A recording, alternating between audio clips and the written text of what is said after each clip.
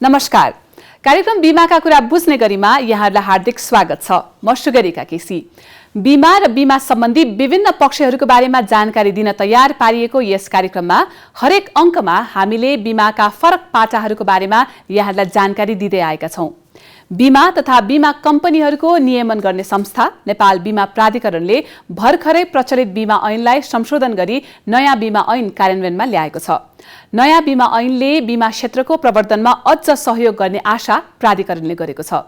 नेपालमा सर्वप्रथम विक्रम सम्वत 2025 मा पहिलो बीमा ऐन जारी भएको थियो। बदलिदो परिस्थिति अनुसार सोको सम्बोधन गर्न विक्रम सम्वत 2049 मा अर्को बीमा ऐन 2049 जारी भयो। तर देशभित्र तथा बाहिर बीमा क्षेत्रमा भइरहेको विकासक्रम, देशभित्र बढिरहेको बीमा तथा पुनर्बीमा कम्पनीहरूको संख्या, बीमा व्यवसायमा भइरहेको वृद्धि, बीमामा मध्यस्थकर्ताको बढिरहेको भूमिका आदि जस्ता कारणहरूबाट बीमा ऐनलाई समय सान्दर्भिक बनाउनका लागि विक्रम सम्वत 2079 असोजमा नयाँ बीमा ऐन 2079 जारी गरिएको छ। 2070 सालबाट मस्यौदा लेखन सुरु भएको यो ऐन 2075 सालमा बीमा विधेयक 2075 को रूपमा प्रतिनिधि सभामा पेश गरिएको करिब 4 वर्षपछि पारित भयो। 2079 असोज 23 गते राष्ट्रपतिबाट बीमा ऐन 2079 प्रमाणित भएको 31औं दिन अर्थात् 2079 कार्तिक 23 गतेबाट नयाँ बीमा ऐन लागू भयो। बीमा ऐन 2079 ले बीमा क्षेत्रको नियमकारी निकाय बीमा समितिलाई नेपाल बीमा प्राधिकरणमा रूपान्तरण गर्नुका साथै बीमा समिति भन्नाले विकास समिति जस्तो आम बुझाइलाई अब लागू भएको नयाँ ऐनले प्रतिस्थापन गरी शक्तिशाली प्राधिकरण बनाएको छ। यस्तै सो ऐनका नयाँ व्यवस्थाहरूले स्पष्ट रूपमा प्राधिकरणको काम, कर्तव्य र अधिकार थप प्रष्ट पार्नुका साथै प्राधिकरणको अध्यक्षको नियुक्ति तथा पदबाट हटाउने विधि निर्धारण गरी अध्यक्षको काम, कर्तव्य र अधिकारलाई पनि थप प्रष्ट पारेको छ।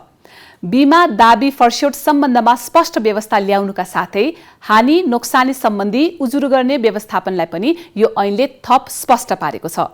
बीमाका कुरा बुझ्ने गरीको आजको अङ्कमा बीमा ऐन 2079 कै वरिपरि हाम्रो छलफल केन्द्रित गर्नेछौँ। विशेषतः नयाँ बीमा ऐनले ल्याएका सकारात्मक परिवर्तन र प्रावधानहरू, यी परिवर्तन आउनु पछाडिका कारणहरू र यसले बीमा क्षेत्रको विकास र प्रवर्धनमा खेल्न सक्ने भूमिकाका बारेमा हाम्रो छलफल केन्द्रित रहनेछ। सो छलफलमा हामीलाई साथ दिन र नयाँ बीमा ऐनका विशेषताहरूमाथि प्रकाश पार्न हामीसँग आज सो ऐनको निर्माणमा महत्त्वपूर्ण योगदान दिनुभएका नेपाल बीमा प्राधिकरणको निर्देशक सुशील देव सुवेदीज्यूको उपस्थिति रहेको छ। आउनुहोस् उहाँलाई स्वागत गरी कुराकानी सुरु गरौँ। सुशील सर नमस्कार। नमस्कार। हाम्रो कार्यक्रम बीमाका कुरा बुझ्ने गरेको आजको अङ्कमा यहाँलाई गेस्टको रूपमा पाउँदा हामी एकदमै खुसी भएका छौँ। Thank you for your time. धन्यवाद। हामीले यो बीमा ऐनको बारेमा कार्यक्रममा कहिलेकाहीँ कुराकानी गर्ने गरेका छौँ, किनभने प्रत्यक्ष रूपमा जोडिने विषय भयो र आजको विषय पनि यही ऐन प्राधिकरणसँग सम्बन्धित नै छ। कतिपय प्रश्नहरू चाहिँ मैले एज अ स्टुडेन्ट पनि यहाँलाई सोध्न सक्छु, झर्को नमानिकन बुझाइदिनु होला। एकदम। सर अब यो नयाँ बीमा ऐनको आवश्यकता किन रह्यो होला भनेर जनमानसमा एक प्रकारको जिज्ञासा पनि हुन्छ नि, होइन? यो नयाँ बीमा ऐनको आवश्यकताको निष्कर्षमा पुग्नलाई बीमा प्राधिकरणका आधारहरू के थिए, किन आवश्यक पर्यो? सबभन्दा पहिला चाहिँ हामीले कसरी हेर्नुपर्छ भने अर्थतन्त्रमा बीमाको भूमिका हिजो कस्तो थियो, आज बीमा कहाँ छ र भोलि कहाँ जान्छ। कुनै पनि यो अर्थतन्त्रको कुनै पनि एउटा पार्टको जति भ्यालु बढ्दै जान्छ, जति यसको चाहिँ क्षमता बढ्दै जान्छ र समाजमा यसको आवश्यकता बढ्दै जान्छ, त्यसले माग गर्ने ऐनहरू र कानुनहरू पनि बलिया हुँदै जान्छन्। हिजो बीमा सानो थियो, एकदमै सानो थियो, सबै मान्छेलाई बीमाको बारेमा थाहा थिएन, राज्यले पनि बीमालाई प्रमोट गर्न सकेको थिएन, हामी आफै पनि बीमालाई आम सर्वसाधारण समस्या पुर्याउन सकिरहेका थिएनौँ। त्यस कारणले गर्दाखेरि थोरै ऐन, सानो ऐन, एकदमै सामान्य खालको कानुनले हिजो चलेको थियो। अब यो विस्तार हुँदै गइसकेपछि हरेक नागरिकको घर दैलोमा बीमा पुग्दै गएपछि यसका जटिलताहरू पनि थपिए, नयाँ प्रोडक्टहरू पनि आए, जनताले पनि नयाँ चिजहरूको डिमान्ड गर्न थाल्नुभयो। त्यसलाई सम्बोधन गर्न र त्यसलाई पब्लिकको हितमा त्यो चाहिँ नि बिमा सेवालाई प्रदान गर्नको लागि राज्यले त्यसलाई थप नियमन गर्नुपर्ने देखिएको हुनाले बिमा ऐन चाहिँ नयाँ बनाउनु पर्छ भन्ने निष्कर्षमा प्राधिकरण पुग्यो र हामीले पटक पटकको प्रयत्नपछि र निकै लामो समयको तयारीपछि यहाँ हामी अहिले नयाँ ऐन लागू गर्न सफल भएका छौँ। हजुर, अब यो मुख्य रूपमा सर पुरानो बिमा ऐन भन्दा नयाँ बिमा ऐन कसरी फरक छ र यसमा आएका मुख्य परिवर्तनहरू चाहिँ के रहेका छन्? पुरानो बिमा ऐन भनेको पहिलो हाम्रो यो तेस्रो बिमा ऐन हो। 2025 सालमा पनि बिमा ऐन थियो, एकदमै सानो। त्यसलाई अलिकति परिष्कृत गरेर र बिमा समितिलाई एउटा स्वायत्त निकाय बनाएर 2049 सालमा बिमा ऐन 2049 आयो। त्यसपछि चाहिँ बिमा समिति एउटा छुट्टै निकायको रूपमा स्वायत्त निकायको रूपमा रहेर काम गर्न पनि थाल्यो र त्यसले पनि नपुग्यो भनेपछि अहिले बिमा ऐन 2079 आएको छ।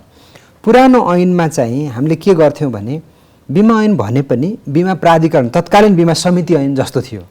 समिति कसरी चलाउने, कसरी सञ्चालन गर्ने, समितिले लाइसेन्स कसरी दिने, कसरी नियमन गर्ने जस्ता कुराहरू थिए। त्योभन्दा बाहेक अन्य विषयहरू जुन बिमितसँग जोडिएका, बिमा गर्ने मानिससँग जोडिएका विषय र अत्यन्तै आवश्यक प्राविधिक विषयहरू चाहिँ त्यो विषयमा बोलिएको थिएन र त्यो बेला हामीले धेरै समस्याहरू भोग्नु पनि परेको थिएन।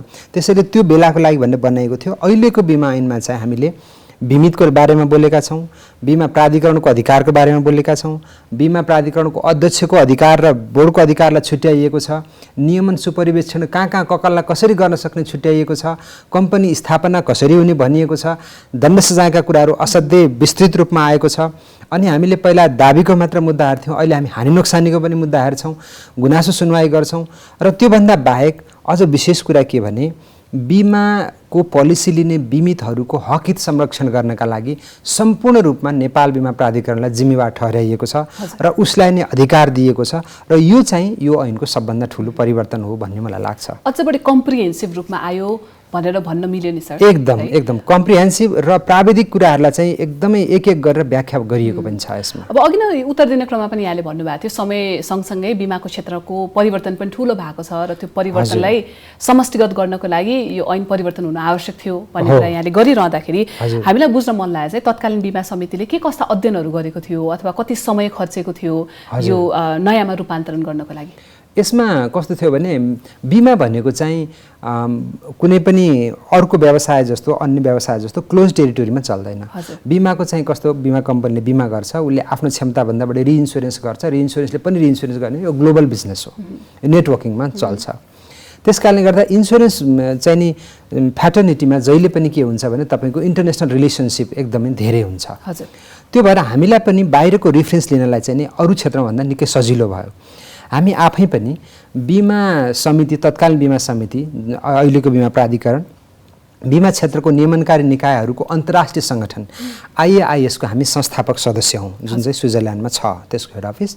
हामी त्यसको सदस्य भएको नाताले र हाम्रो त्यसमा चाहिँ नियमित कन्ट्रिब्युसन भएको र अन्तर्राष्ट्रिय सम्बन्ध भएको हुनाले अरू देशका रेगुलेटरी निकायहरू कहाँ पुगिरहेछन् त, के गर्दैछन् त, हाम्रो जस्तै अर्थसामाजिक अवस्था भएका अरू देशका रेगुलेटरहरूले के गरिरहेछन् त भन्ने बारेमा हामीलाई अपडेट हुन प्रशस्तै रिफरेन्सहरू हामीलाई उपलब्ध थियो।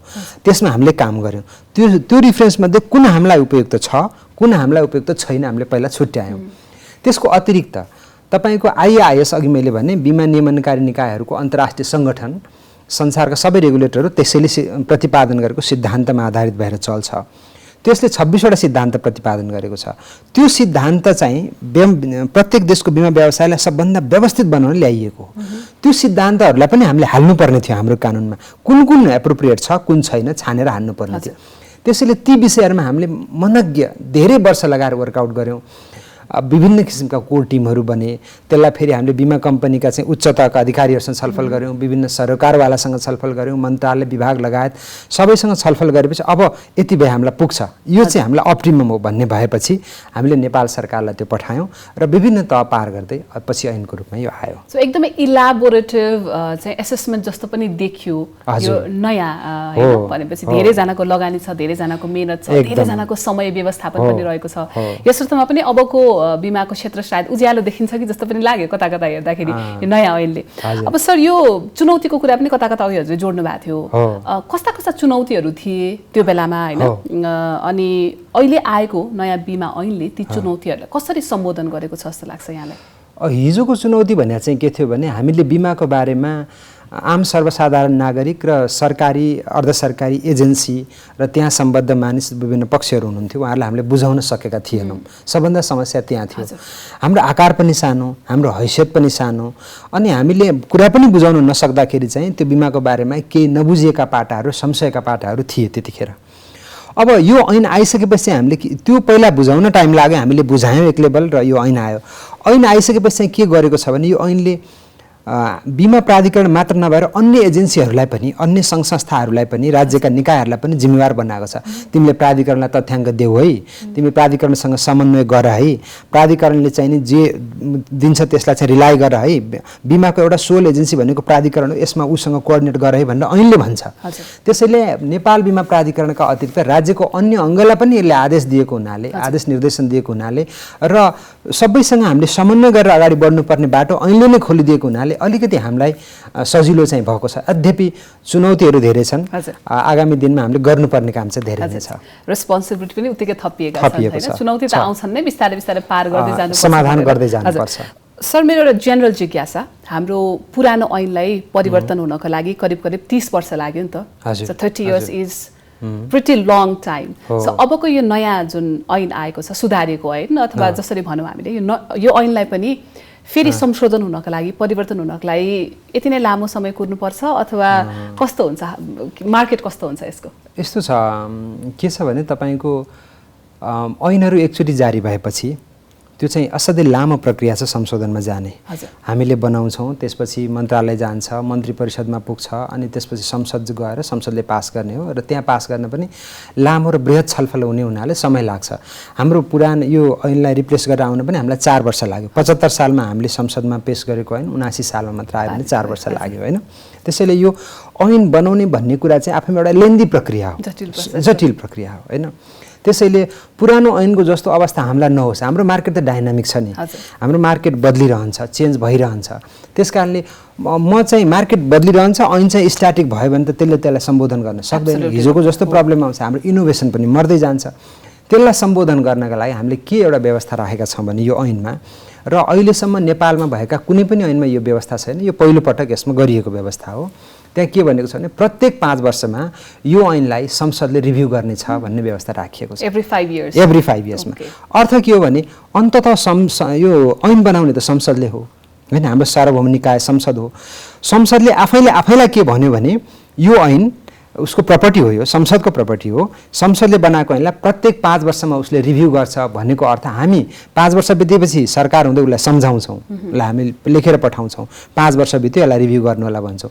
त्यसपछि ऐन आफै, त्यो संसद आफै सक्रिय भएर उसले अब 5 वर्षको दौरानमा मार्केटमा के चेन्जेसहरू आयो त, पोजिटिभ चेन्जेस के आयो, नेगेटिभ चेन्जेस के आयो, र त्यसलाई ऐनमा सम्बोधन गर्नुपर्ने विषयहरू के हुन् त्यो कुरा उसले लिस्ट आउट गर्छ, र त्यसपछि त्यसमा उपयुक्त लागेका विषयहरू ऐनमा उसले अपडेट गर्छ। हरेक 5 वर्षमा अपडेट हुने भन्ने यो व्यवस्था चाहिँ एकदमै साइन्टिफिक र एकदमै आवश्यक चाहिँ नि व्यवस्था हो, र यो पहिलो पटक हामीले यसमा गरेका छौँ। र मलाई लाग्छ यसले गर्दाखेरि हाम्रो ऐन पहिलाको जस्तो चाहिँ नि एकदमै स्थिर हुने, अथवा भनौँ न अलि मोनोटोनस टाइपको हुने सम्भावना चाहिँ ज्यादै कम छ, र यसले हाम्रो आगामी दिनको समस्याहरूलाई चाहिँ लिगल्ली समाधान गर्छ जस्तो मलाई लाग्छ। सर, अब यो बिमा ऐनको एकदमै सहज कार्यान्वयन गर्नको लागि बिमा प्राधिकरणको तर्फबाट कस्ता कदमहरू चाल्न जरुरी छन् त? अब सबभन्दा पहिला हामीले चाहिँ के गर्नुपर्छ भने अहिलेको बिमा ऐन 2079ले जे चिज परिकल्पना गरेको छ, उसले के भन्छ भने बिमा क्षेत्रलाई विकसित गर्नुपर्छ, नियमित, व्यवस्थित, नियन्त्रित गर्नुपर्छ। यो सबै के का लागि गर्नुपर्छ भन्दा पोलिसी होल्डरको इन्ट्रेस्ट प्रोटेक्सनका लागि भन्छ, बिमा लेख लिने बिमितहरूको हितको संरक्षणका लागि गर्नुपर्छ भन्छ। त्यो गर्नका लागि चाहिँ उसले कुन इकाइहरूको परिकल्पना गरेका छ, कुन जब डिस्क्रिप्सन, TOR यो गर भनेको छ, त्यो अनुसारको हाम्रो पहिला नेपाल बिमा प्राधिकरणको सङ्गठन संरचनामा थोरै परिवर्तन हुन जरुरी छ, जुन हामी अहिले गर्न कोसिस गरिरहेछौँ। गरेपछि त्यही अनुसारको हामीले प्रत्येकलाई काम असाइन गर्छौँ, र त्यो असाइन गरेको काम टाइमली भयो कि भएन हामीले इभ्यालुएसन गरेर अपडेट हुँदै अगाडि बढ्नुपर्छ। त्यसो भयो भने हामीले ऐनको लक्ष्य चाहिँ प्राप्त गर्न सक्छौँ जस्तो मलाई लाग्छ। यो लक्ष्य प्राप्तिको कुरा गरिरहँदा सर, यो बिमा ऐनले विशेष गरेर बिमा क्षेत्रकै समष्टिगत प्रवर्धनको लागि चाहिँ कस्तो भूमिका खेल्न सक्छ जस्तो लाग्छ यहाँलाई? अब बिमा प्राधिकरणले बिमाको प्रवर्धनको लागि भूमिका खेल्नुपर्छ भनेर हामीलाई ऐनले नै निर्देशित गरेको छ। तपाईको बिमाको विकास गर्ने भन्ने छ। बिमा विकास भनेको त्यसमा प्रमोसन पनि पर्छ, अरू थुप्रै कुराहरू पर्छ, त्यसको क्वालिटी इन्हान्समेन्ट पनि पर्छ। त्यो बारेमा चाहिँ बिमा अहिले पछिल्लो 2-3 वर्ष चाहिँ बिमा प्राधिकरणले निकै नै त्यसमा लगानी पनि गरेको छ र त्यसको प्रतिफल पनि प्राप्त भएको छ। अब हिजो 4-5 वर्ष अगाडि हामी के भन्थ्यौँ भने बिमाको बारेमा पब्लिकलाई थाहै छैन भन्थ्यौँ। आज हामी एक स्टेप अगाडि आएर के भन्छौँ भने बिमाको बारेमा जनतालाई थाहा छ, तर सही कुरो चाहिँ अलिकति पर्याप्त थाहा छैन कि अब चाहिँ नि बिमा भनेर बुझाउनु पर्दैन, बिमाको मिसकन्सेप्सन चाहिँ हटाउनु पर्छ, राइट कन्सेप्ट चाहिँ दिनुपर्छ भन्नेमा आइपुगेका छौँ भने एक स्टेप हामी प्रमोट भएका छौँ। अब यो लेभल पनि गएपछि अर्को लेभलको हामी प्रमोसनल क्याम्पिङ गर्छौँ। हामी रेडियो कार्यक्रम चलाइरहेछौँ, विभिन्न भाषामा विभिन्न रेडियो स्टेसनबाट चलाइरहेछौँ, विभिन्न भनौँ न सञ्चार माध्यमहरूसँग समन्वयमा छौँ, सामाजिक सञ्जालमा हामीले चाहिँ राखेका छौँ। धेरै कुराहरू यसमा भएको छ। अब त्योभन्दा अतिरिक्त त तपाईँलाई सुनाऊँ, हामीले अघिल्लो वर्ष 100वटा पालिकामा प्रत्यक्ष बिमा प्राधिकरण पुग्ने भनेर मिसन सुरु गऱ्यौँ। हामी झन्डै 70वटा पालिकामा पुग्यौँ, पालिकामा प्रत्यक्ष कार्यक्रम गऱ्यौँ र त्यहाँबाट आएको फिडब्याक यति महत्त्वपूर्ण रह्यो कि त्यस पछाडि बन्ने बजेटमा अधिकांश पालिकाले बिमा सम्बन्धी कार्यक्रम राख्नुभयो भने त्यसको इम्प्याक्ट हो। र यसपालि पनि हामीले विभिन्न टोलीहरूलाई देशका विभिन्न पालिकामा पठाएछौँ, उहाँहरू गइरहनु भएको छ फ्रिक्वेन्टली। अब म आफै पनि अघिल्लो पटक 10-12वटा पालिकामा पुगेर आएँ होइन। त्यस कारणले गर्दाखेरि हाम्रो काम पब्लिकलाई बिमाको बारेमा बुझाउने र बिमाको प्रोडक्टबाट उहाँले लाभ लिन सक्ने वातावरण सिर्जना गर्नु भएको हुनाले, गर्नु चाहिँ हाम्रो ड्युटी भएको हुनाले हामी चाहिँ यो खालको प्रबन्धनात्मक काममा चाहिँ एकदमै सक्रिय छौँ। सर, शिखर इन्स्योरेन्सको प्रयास पनि यही हो। यही कार्यक्रम मार्फत हामीले बिमाको बारेमा कतिपय अवस्थामा भर्जिन थट पनि दिइरहेका छौँ। कतिपय अवस्थामा चाहिँ हजुरले भन्नुभएको जस्तो थोरै ज्ञान छ, सतै ज्ञान छ, तर एब्सोल्युट ज्ञान छैन। त्यस कारणले पनि हामीले कार्यक्रम बिमाका कुरा बुझ्ने गरी लिएर आएका हौँ। कता कता नेपाल बिमा प्राधिकरणलाई एक प्रकारको असिस्ट गरिरहेको जस्तो फिल पनि भएको छ तपाईँले कुरा गरिरहँदाखेरि। सर, अब यो नयाँ ऐन आइसकेपछि बिमा क्षेत्रले यसलाई कसरी लिएको छ होइन, कस्ता कस्ता प्रतिक्रियाहरू यहाँले प्राप्त गर्नुभएको छ? नयाँ बिमा ऐन आइसकेपछि चाहिँ हामीलाई निजी क्षेत्र बिमाका विभिन्न पार्टहरू जो हुनुहुन्छ, स्टेक होल्डरहरू हुनुहुन्छ, उहाँहरूबाट एकदमै हामीलाई सपोर्ट भएको छ। उहाँले एकदमै स्वागत गर्नुभएको छ र बिमा ऐन चाहिँ अझ छिटो आइदिएको भए राम्रो हुन्थ्यो भन्ने उहाँहरूको पनि छ। सर, अब यो बिमा क्षेत्र र यहाँका स्टेक होल्डर्सको एक्सपेक्टेसन र योगदान चाहिँ हामी गर्न पाऊँ भन्ने एक प्रकारको होपफुलनेसको कुरा यहाँले गरिहाल्नुभयो। यही चरणमा चाहिँ यो नयाँ ऐनले सम्पूर्णगत बिमा क्षेत्रमा कस्तो खाले प्रभावको अपेक्षा चाहिँ यहाँले गर्नुभएको छ? एकदमै राम्रो प्रश्न सोध्नुभयो। प्रश्नको लागि तपाईँलाई धन्यवाद है। सबभन्दा पहिला कस्तो छ भने यो ऐनको अपेक्षा पब्लिकको लागि, पब्लिकले चाहिँ के सोच्ने त? ऐन अलिअलि ऐनमा हामी इन्भल्भ भएका मानिसहरू छौँ। अब यो इन्डस्ट्रीका स्टेक होल्डरहरूको जसलाई यो ऐनको बारेमा थाहा छ उहाँहरूसँग त एउटा अवधारणा होला, तर आम मानिसको लागि के त यो ऐनले के दिन्छ त होइन भन्दाखेरि आम मानिसले 2-4वटा कुरा चाहिँ यसबाट हुन्छ भन्ने अपेक्षा छ। एउटा, उहाँले चाहिँ नि प्रोडक्ट उहाँले चाहेको जस्तो, मसँग धेरै खालका रिस्कहरू हुनसक्छ, जोखिम हुनसक्छ, त्यो मसँग भएका धेरैवटा जोखिमहरू मध्ये मेरो लागि इम्पोर्टेन्ट जोखिम के हो र जसलाई मैले बिमा गर्न अनिवार्य होस् होइन। मलाई चाहेको जोखिम अनि मेरो लागि आवश्यक भएको जोखिमको प्रोडक्ट मैले पाउँछु, एउटा पाउनु पर्यो। मलाई चाहिएको प्रोडक्ट मैले पाउनु पर्यो र त्यो प्रोडक्ट पनि उसले चाहिँ एकदमै अप्टिमम प्राइसमा पाउनु पर्यो। जति त्यसको लागि चाहिँ पैसा लाग्ने त्यो अप्टिमम प्राइसमा पाउनु पर्यो, त्यसले त्यही अनुसारको फेसिलिटी दिने भयो। अब इन्सुरेन्सको प्रोडक्ट भने तपाईँको कस्तो हुन्छ भने प्रोडक्ट लिएर मात्र हुँदैन, यो त आफ्टर सेल सर्भिस चाहिँ बहुत महत्त्वपूर्ण छ होइन। अब हामीले घरमा लगाएर फ्रिज किन्ने जस्तो होइन यो त बिमा परेपछि मलाई दाबी पऱ्यो भने दाबी चाहिँ टाइममा दिनु पर्यो, दाबी आएन भने त फेरि यसको अर्थ छैन। त्यसैले मैले बिमा लिइसकेपछि मलाई दाबी पऱ्यो भने त्यो दाबी पनि मैले टाइम लिएँ, दुःख नपाइकन सजिलैसँग पाउने वातावरण बन्न पर्यो। हो, त्यो वातावरण चाहिँ बन्छ भन्ने मलाई लाग्छ। इन्सुरेन्समा जस्तो तपाईँ ब्याङ्कमा हेर्नुहुन्छ भने तपाईँको लेन्डिङ र डिपोजिट दुईवटा काम ब्याङ्कले गर्छ होइन, उसको मेन फन्डामेन्टल दुईवटा हो। हाम्रो फन्डामेन्टल के हो भने हामी अन्डरराइटिङ र क्लेम गर्छौँ। अन्डरराइटिङ भनेको बिमा बेच्छौँ, क्लेम भनेको उसको दाबी पऱ्यो भने दाबी तिर्छौँ।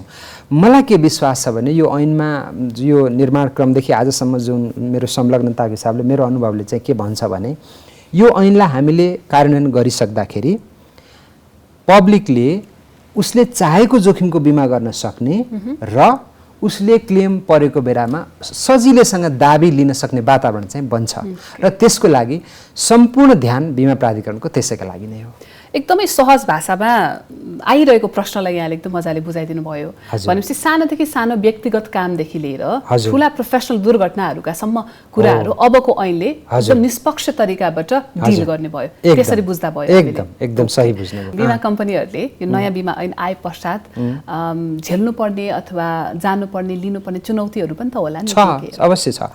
अब कम्पनीलाई हिजोको जस्तो तपाईँको चाहिँ नि 4वटा डिपार्टमेन्ट राखेर कम्पनी चलाउने छुट छैन।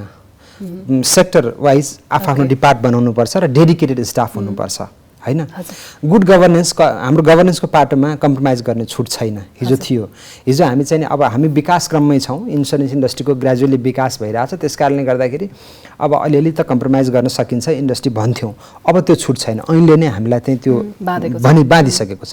अब दण्ड सजायको कुरा गर्नुहुन्छ भने यति कडा दण्ड सजाय छ कि अब सानो मिस्टेकको लागि पनि तपाईँको करियरै जाने लगायतका धेरै कडा दण्ड सजाय छ। त्यसैले हामी आत्मअनुशासनमा पनि धेरै बस्नुपर्ने छ।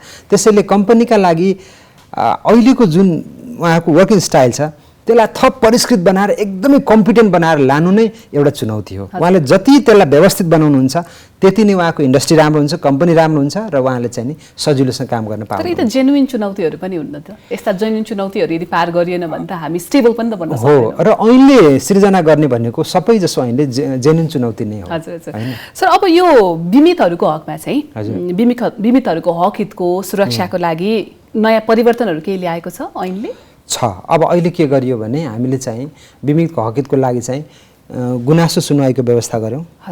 पहिला थिएन हाम्रो गुनासो सुनवाईको, अहिले हामीले युनिट स्थापना गरिसक्यौँ। हिजो दाबी कम्पनीले दिएन भने, ढिला दियो भने अथवा चाहिँ कम दियो भने मुद्दा हाल्न सकिन्थ्यो, प्राधिकरणमा उजुरी गर्न सकिन्थ्यो। आज दाबी ढिला गरेर मात्र होइन, दाबी ढिला दिएको कारणले गर्दा उसको नोक्सानी हुन्छ नि पैसा। जस्तो आज 1 लाख दिनु र 1 वर्षपछि 1 लाख दिनु त फरक पर्यो। त्यसैले ढिला दाबी दिएको कारणले गर्दा उसलाई जुन हानि भयो, लस भयो, त्यो लसको लागि पनि हामीले हेर्छौँ। त्यो पनि बियर हुन्छ। त्यो व्यवस्था पनि हामीले गरेका छौँ। र अर्को कुरा चाहिँ कस्तो भने मार्केटमा बिमा कम्पनीले मात्रै दुःख दिँदैन, बिमितले पनि दुःख दिन्छन्। कहिलेकाहीँ नक्कली क्लेम बनाउने, नक्कली केस बनाउने, अनि बिमा कम्पनीलाई चाहिँ क्लेम लिन जाने, पैसा लिने पनि मान्छे हुन्छन्। हिजोको ऐनले बिमितलाई केही पनि छुन सक्दैन थियो। अब आजको ऐनले के भन्छ भने बिमित पनि बदमास हुन सक्छ है। त्यसैले बिमितलाई पनि दण्ड सजायको अनुसन्धानको व्यवस्था त्यहाँ गरिएको छ। त्यो भनेको त राम्रा बिमितको प्रोटेक्सन हो नि, हैन? र अर्को कुरा चाहिँ के भनेको छ भने त्यसको अतिरिक्त हामीले गर्ने जति पनि एक्टिभिटी छ त्यो एक्टिभिटीको केन्द्रमा हुने एउटै मात्र अल्टिमेट गोल भनेको पोलिसी होल्डर बिमितको हित रक्षा है भनेर हामीलाई निर्देशित गरिएको छ। त्यसैले हामीले जति पनि निर्देशन निर्देशिका विनियम बनाउँछौँ त्यो विनियमको अन्तर्य एउटै हुन्छ, के हो भने बिमितको हितको संरक्षण। सर, अब यो ऐन परिवर्तन भयो, ऐन परिष्कृत भयो, एकदमै जनमुखी छ, एकदमै हित गर्ने खालको छ भनेर हामीले कुराकानी गरिरहेछौँ। अब त्यो तब मात्रै हितयोगी हुन्छ जब सर्वसाधारणलाई यसको बारेमा थाहा हुन्छ, कि जानकारी प्राप्त हुन्छ। त्यसैले यो सर्वसाधारणलाई र बिमितहरूलाई यो ऐनमा आएको परिवर्तनको बारेमा सचेतना र सचेत बनाउनको लागि प्राधिकरणले के कस्ता कार्यक्रमहरूको बारेमा सोचेको छ त? अब हामी अहिले के गर्दैछौँ भने यो पेरियोडिक बेसिसमा, आवधिक बेसिसमा चाहिँ विभिन्न कार्यक्रम गरिरहेछौँ विभिन्न पक्षसँग। कमोडिटी एसोसिएसनहरू डिफ्रेन्टसँग, प्रहरीसँग गरिरहेछौँ, अन्य नेपालका रेगुलेटरी एजेन्सीहरू जस्तोको हाम्रो एउटा छ, जस्तो राष्ट्र ब्याङ्क धितोपत्र बोर्ड बिमा प्राधिकरणको एउटा छ, त्यस्तै खालको अरू पनि जति संस्थाहरू छन् उनीहरू सबैसँग अन्तर्क्रिया गरिरहेछौँ एउटा। उहाँहरूलाई त्यसको उच्च तहका पदाधिकारी, मध्यम तहका पदाधिकारीहरूलाई राखेर हामीले बुझाइरहेछौँ। अर्को मासमा जानका लागि हामीले सञ्चार माध्यमको सहारा लिएका छौँ, जस्तो टेलिभिजन भयो, रेडियो भयो, होइन, अरू सामाजिक सञ्जालहरूको माध्यममा हामी गइरहेछौँ पब्लिकसँग जोडिनका लागि, उहाँहरूलाई बुझाउनका लागि। अनि भनौँ न गाउँ तहमा पुग्नको लागि त्यहाँको नेतृत्वले नीति निर्माण गर्ने हुनाले त्यहाँ पालिकामा पुगिरहेछौँ हामी, उहाँलाई पुगेर त्यहाँ बजाएर हामीले एउटा कस्तो बनाएको छौँ भने एउटा टेम्प्लेट बनाएका छौँ, स्ट्यान्डर्ड टेम्प्लेट बनाएका छौँ। त्यो टेम्प्लेट चाहिँ नि त्यसमा जुन पालिकामा गए पनि उहाँले त्यही देखाउनुहुन्छ टेम्प्लेट। हाम्रो कुरा चाहिँ बेसिक कुरा हामीले बुझाउनु पर्ने, यो कुरा हामीले बेसिक कुरा पब्लिकलाई बुझाउनु पर्छ भन्ने हामी डिटर्मिन छौँ। हामीलाई पहिले नै तय गरिएको छ। त्यो तय गरिएको कुरा पब्लिकलाई बुझाउनका लागि हामीले एउटा बनायौँ, त्यही लिएर देखाउँछौँ। अनि त्यो एकचोटि बुझिसकेपछि हामी अर्को लेभलको छलफल गर्दाखेरि अर्को एक लेभल एडभान्स बनाएर लिएर जान्छौँ। र हाम्रो कोसिस नेपालको कुनै पनि सङ्घ संस्था, कुनै पनि निकाय, कुनै पनि क्षेत्र नछुटोस् भनेर हाम्रो अघिल्लो वर्षदेखिको वार्षिक कार्यक्रममा हामीले यही तपाईँले भन्नुभएकै कुरालाई फोकस गरेर हामीले कार्यक्रम बनाएर अहिले लागू गरिरहेछौँ। त्यसैले मलाई लाग्छ यो आर्थिक वर्षको अन्तसम्ममा हामी अधिकांश नेपाली नागरिकसम्म चाहिँ यो बिमाको ऐनको बारेमा कुरा बुझाउन पुगिसकेका हुन्छौँ। सर, अब यो परिवर्तित नयाँ बिमा ऐनको बारेमा हामीलाई जानकारी दिनुभयो यहाँले। अब प्राधिकरणको बारेमा पनि केही हदसम्म जानकारी हामीले प्राप्त गऱ्यौँ। हामी कार्यक्रममा फेरि पनि यहाँलाई बोलाउनेछौँ, कृपया समय दिएर हामीलाई बुझाउनको लागि र हाम्रो जनचेतनामूलक जुन हामीले सचेतनाको अभियान सुरु गरेका छौँ, त्यो सचेतना अभियानमा सहभागी भइदिनु हुन हामी यहीबाट रिक्वेस्ट पनि गर्छौँ। And thank you very much for today sir. Thank you very much. धन्यवाद। तपाईँको यो लोकप्रिय च्यानलमा मलाई मेरो 2 कुरा राख्ने मौका दिनुभयो, त्यसको लागि पुनः धन्यवाद दिन चाहन्छु। धन्यवाद। कार्यक्रम बिमाका कुरा बुझ्ने गरीको आजको अङ्क यही समाप्त हुन्छ। बिमाका कुरा बुझ्ने गरी @gmail.com मार्फत यहाँ हामीसँग जोडिन पनि सक्नुहुन्छ। अर्को कार्यक्रममा बिमाको अर्को कुनै पाटोको बारेमा जानकारी लिएर अवश्य आउनेछौँ। आजको लागि बिदा दिनुहोस्। नमस्ते।